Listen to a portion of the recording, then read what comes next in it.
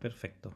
Vamos a seguir entonces. Estamos en la capa de redes IP, en el curso de redes, y vamos a ver particularmente en este video el layer de manejo de errores que está asociado a IP, que en realidad es un protocolo aparte, el campo protocolo, en vez de llevar IP, lleva el campo ICMP de Control Messaging Protocol, que básicamente la idea es que son mensajes que van desde el layer IP hasta el layer IP del otro computador y permite entonces manejar problemas, digamos, que hay a nivel de la red, ¿no?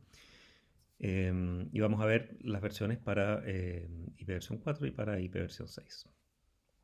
Entonces, la idea es la siguiente, es que a veces hay errores en el sistema. Imagínense un paquete mal formateado o mal ruteado y me llega un paquete y yo no soy la máquina correcta, etcétera.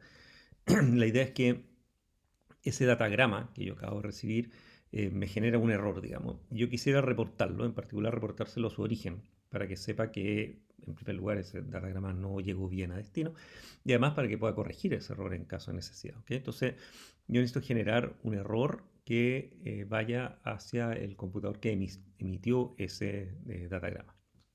Y ese mensaje de error, si ustedes lo piensan, si imaginan, está la aplicación que está enviándole datos al socket, está el layer de transporte que decidió a qué otra aplicación quiere enviárselo, el port, etcétera, y se lo pasa al nivel IP, y el nivel IP genera este paquete.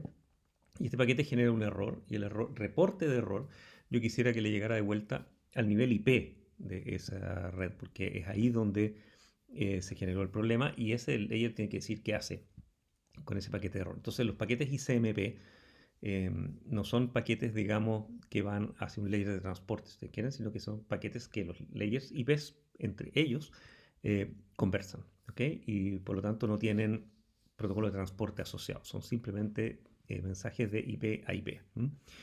Eh, y en general, yo genero un paquete ICMP que dice va de esta IP a esta otra IP, que en general son al revés que el origen, y en los datos le pongo un pedazo del datagrama original con su header, etcétera, de modo que el emisor, digamos, pueda mirar ese datagrama y entender cuál fue el datagrama que generó el problema.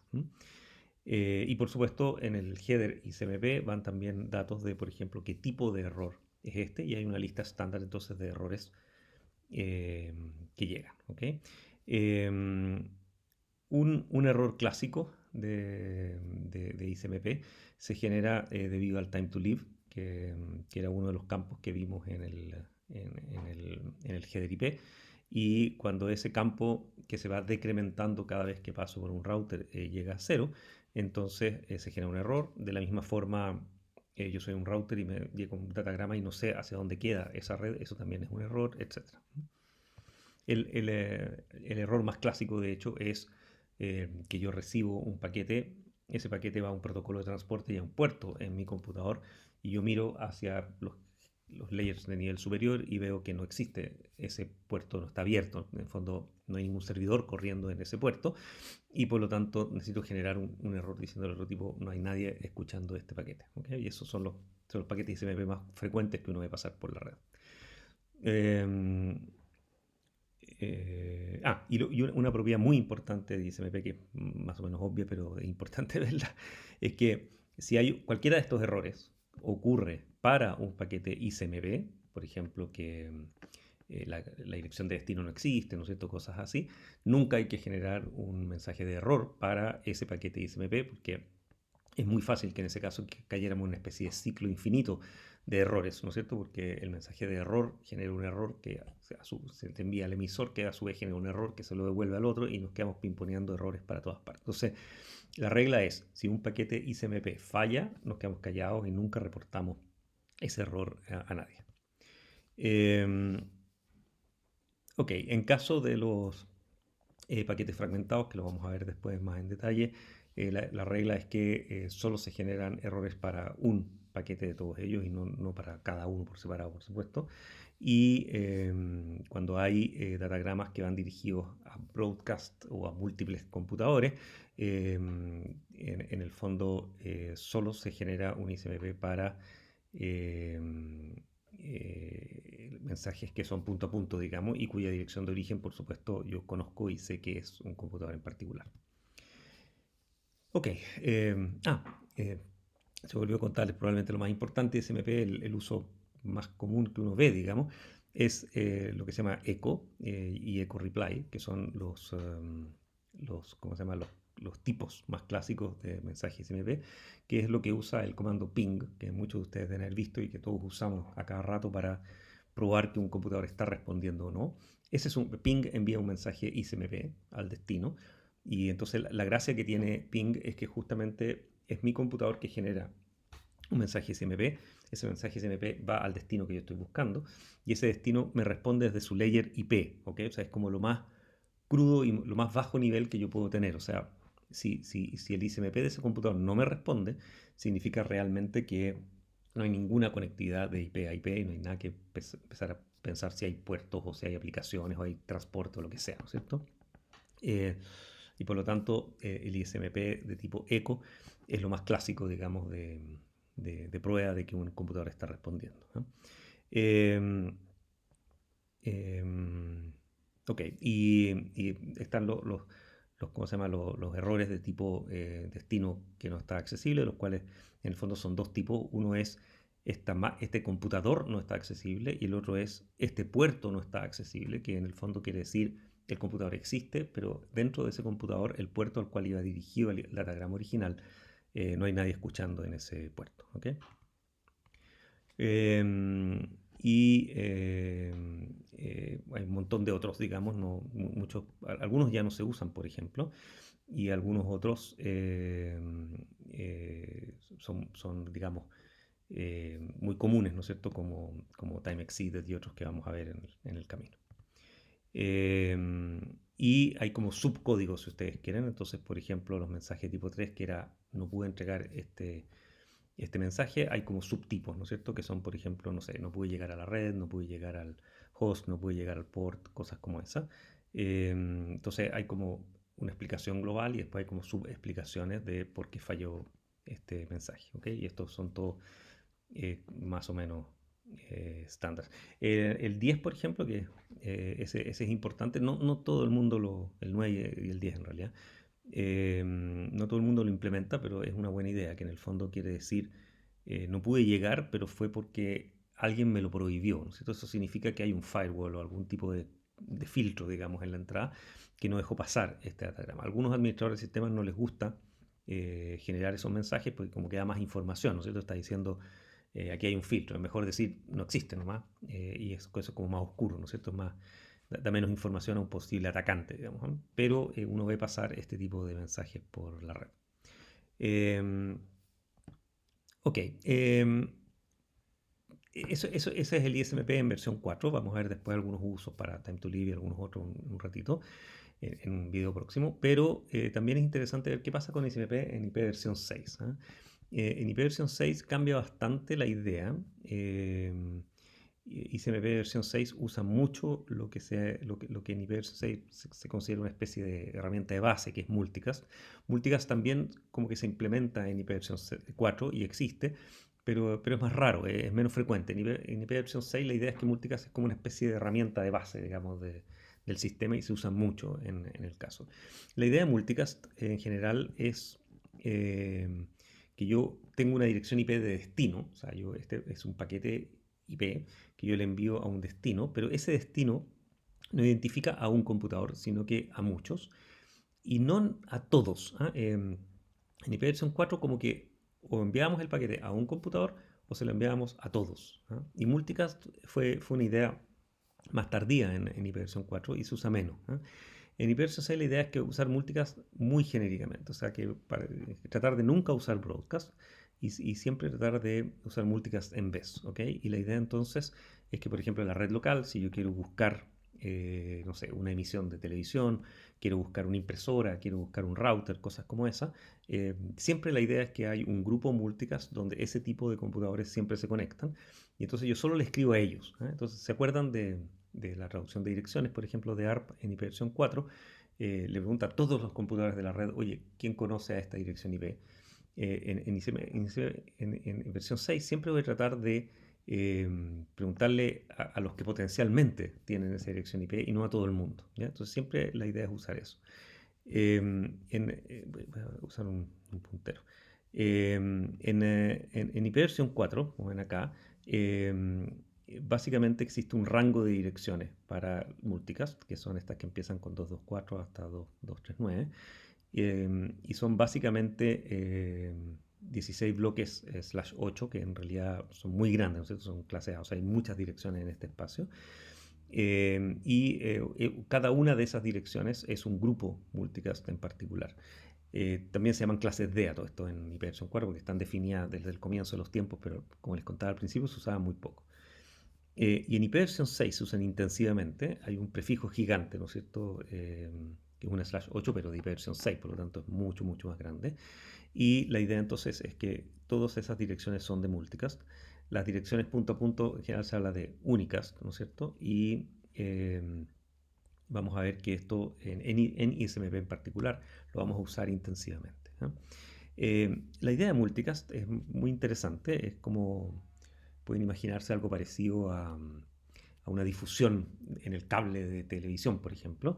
Entonces la idea es que yo puedo tener un equipo que está transmitiendo un programa de televisión, por ejemplo, y un computador de acá quiere verlo y este computador de acá también quiere verlo, pero los otros dos no. Entonces, en vez de que cada uno de estos esté recibiendo un stream exactamente igual, con los mismos paquetes, pero duplicados, este para el primero y este para el segundo, la idea es que el stream vaya una sola vez por la red y solo estos dos computadores lo reciban, ¿okay? O sea, la idea es que acá los paquetes IP del canal de televisión, digamos, van una vez por la red y los pinchan, entre comillas, solo dos computadores. Entonces, es como un intermedio entre el punto a punto, que era llega un paquete que es para él, al broadcast, llega un paquete que es para todos los computadores de la red.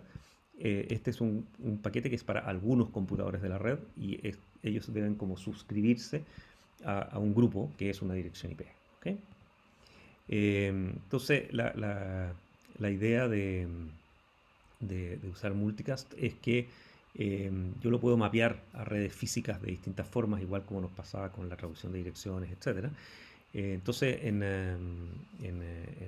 Ethernet yo puedo hacer un juego, digamos, físico, que después lo vamos a ver cuando estudiemos bien Ethernet, pero créanme, digamos, que uno puede mapear pedazos de las direcciones en las direcciones Ethernet. Entonces la idea es que en IPv4 uno usa los últimos 23 bits de la dirección para mapearlo a una dirección Ethernet propiamente tal.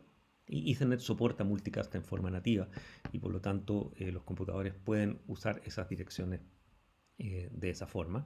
Entonces el multicast es bastante eficiente porque efectivamente dentro de mi red local de verdad estoy básicamente molestando solo a los computadores que están suscritos a ese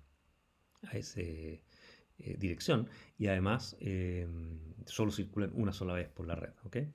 En IPv 6, una de las gracias es que como tenemos tantas direcciones, en realidad yo puedo realmente usar los últimos 32 bits de la dirección y eso me permite usar una especie de prefijo, digamos, fijo en IPv 6 y puedo rellenar, digamos, con los últimos bits de las direcciones. Esto hay que pensar que en realidad eh, en la dirección Ethernet propiamente tal, yo no tengo demasiado espacio, por lo tanto, si se acuerdan en IPv6 el bloque es un slash 8, o sea, tengo muchos bits, muchos más que 32, 32 es un entero, no me acuérdense que IPv6 son 4 enteros, entonces tengo un entero para el prefijo y el resto es básicamente son bits que no voy a poder mapear en estos 32. Entonces lo que uno hace es mapear los últimos, igual como en IPv4 usamos los últimos 23, ahora uso los últimos 32 y lo mapeo en una dirección Ethernet. ¿Ya? Estas direcciones Ethernet son reservadas para IPv4 y estas direcciones Ethernet son reservadas para IPv6. ¿Okay?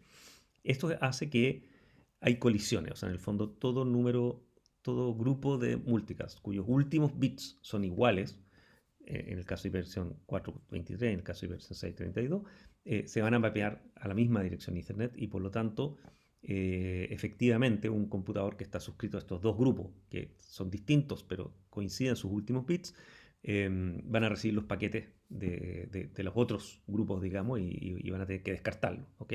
Pero ese es un problema menor comparado con recibir todos los paquetes de todos los grupos que podían existir. Por lo tanto, bueno, una idea es tratar de que los últimos bits tiendan a ser distintos, o sea, usar los últimos bits diferentes de un grupo en los grupos que voy a usar, digamos. Y, y la otra idea, digamos, es que igual esto es mucho mejor, o sea, aunque hayan colisiones, digamos, las colisiones son muy menores comparadas con usar broadcast, ¿no? Eh, entonces, la idea en hiperversión 6, como les contaba, es que esto se usa intensivamente. Hay muchos multicast que se usan en forma local. Por ejemplo, FF02 2.1 es verdaderamente el broadcast, es como el 255 de hiperversión 4, digamos, que eran puros 1. El 2.2 significa todos los routers, 2.1, 2.2 es todos los servidores de un tipo, en fin, se fijan, o sea, hay grupos predefinidos, digamos, donde yo puedo usar. Y hay uno en particular que quiero fijarme porque estudiamos ya resolución de direcciones, si se acuerdan, en hiperversión 4 y como que lo dejamos un poco pendiente en hiperversión 6. Ahora podemos mirarlo porque entendiendo cómo funciona multicast, eh, podemos usar multicast para resolver direcciones. Entonces lo que yo hago es que el protocolo ARP en versión 6 en el fondo es parte de ICMP versión 6 y lo que hago es que hay un prefijo, digamos, reservado, que es este 2.1, 2.ff, y ese prefijo significa que esta es una petición de ARP. Y acá en la última parte pongo los últimos bits de la dirección IP que estoy buscando, ¿ok? Entonces el truco es el siguiente, pongamos un ejemplo, digamos, yo quiero resolver esta dirección IP, una dirección IP de destino cualquiera, digamos, y quiero saber cuál es su dirección física, ¿se acuerdan? Entonces yo estoy en la misma red, estoy conectado a esta misma red, yo sé en qué interfaz está conectado este computador y quiero saber que me responda. Entonces lo que hago es, en vez de escribirle al destino completo, en el fondo escribo en la red local. Este es un multicast local, es un multicast solo de red física, ¿eh? Y esto va a todos los computadores que están conectados a la misma red que estoy yo, pero al grupo 0E2.8C6C, ¿okay? Que es un grupo específico de multicast que, si se fijan, lo que hicimos fue copiar los últimos 3 bytes de la dirección IP versión 6. ¿Eh? Estos 3 bytes van tal cual aquí, digamos, y entonces la idea es que si yo soy un computador que tiene esta dirección IP de acá, una vez que yo configuro esa dirección IP en forma automática, también digo yo quiero escuchar todos los paquetes multicast que van a los últimos 3 bytes de mi dirección.